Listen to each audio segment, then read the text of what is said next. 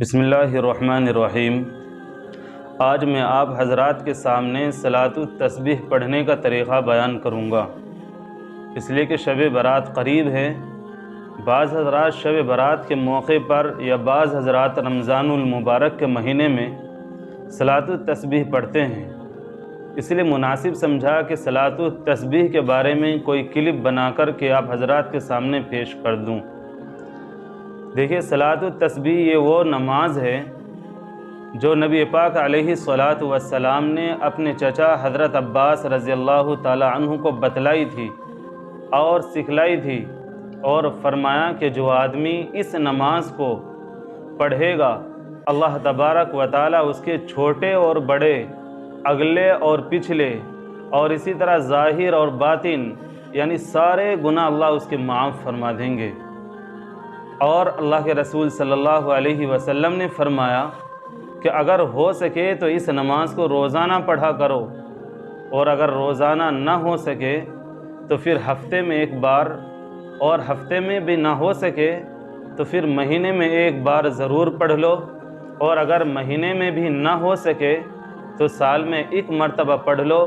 اور اگر سال میں بھی نہ ہو سکے تو اللہ کے رسول صلی اللہ علیہ وسلم نے فرمایا کہ تو پھر پوری زندگی میں ایک بار ضرور پڑھ لیں۔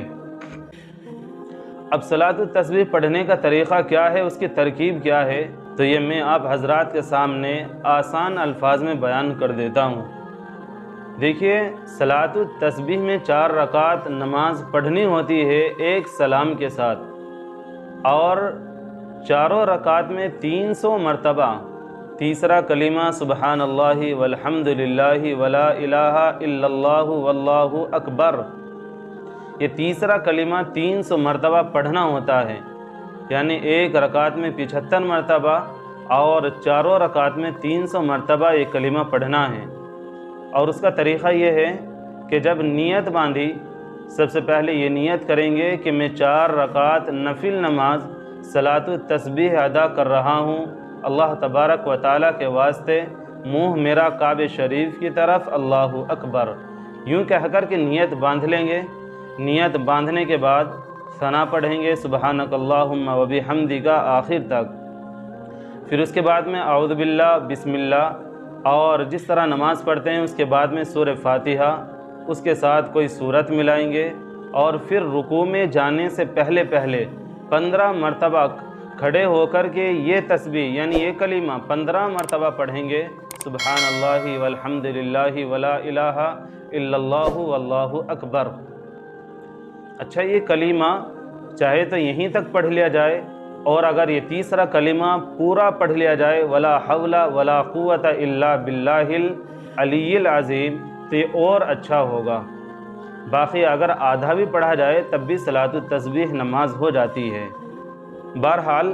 رکوع میں جانے سے پہلے کھڑے ہو کر کے 15 مرتبہ یہ کلمہ پڑھیں گے،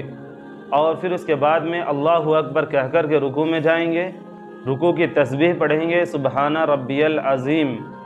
یہ تسبیح پڑھنے کے بعد رکوع میں ہی پھر 10 مرتبہ یہ کلمہ پھر پڑھیں گے، پھر رکوع سے کھڑے ہو کر کے سمیع اللہ لمن حمیدہ ربنا لک الحمد کہہ کر کھڑے 10 مرتبہ یہ کلمہ پھر پڑھیں گے، پھر پہلا سجدہ کریں گے، پہلے سجدے میں سبحان ربی الاعلیٰ پڑھنے کے بعد 10 مرتبہ یہ کلمہ پھر پڑھیں گے، دونوں سجدوں کے درمیان بیٹھ کر کے 10 مرتبہ پھر پڑھیں گے، پھر دوسرے سجدے میں دوسرے سجدے کی تسبیح کے بعد 10 مرتبہ یہ کلمہ پھر پڑھیں گے،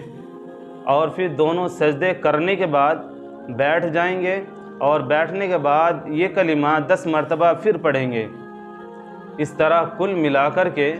یہ کلمہ 75 مرتبہ ہوا۔ جب دونوں سجدوں کے بعد بیٹھ کر کے ہم نے یہ کلمہ پڑھا تو پھر کھڑے ہو جائیں گے دوسری رکعت کے لیے، دوسری رکعت اور تیسری رکعت، چوتھی رکعت وہ بھی اسی طرح پڑھیں گے۔ بس یہ ہے کہ ہم نے پہلی رکعت میں ثنا یعنی سبحانک اللہم اور اعوذ باللہ پڑھی تھی، بس دوسری، تیسری اور چوتھی رکعت میں سبحانک اللہم اور اعوذ باللہ یہ نہیں پڑھیں گے، بس بسم اللہ پڑھیں گے، بسم اللہ کے بعد سورہ فاتحہ، اور سورہ فاتحہ کے بعد کوئی سورت ملائیں گے،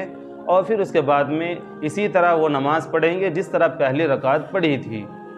اس طرح ہر رکعت میں 75 مرتبہ یہ کلمہ ہوگا، اور چاروں رکعت میں ملا کر کے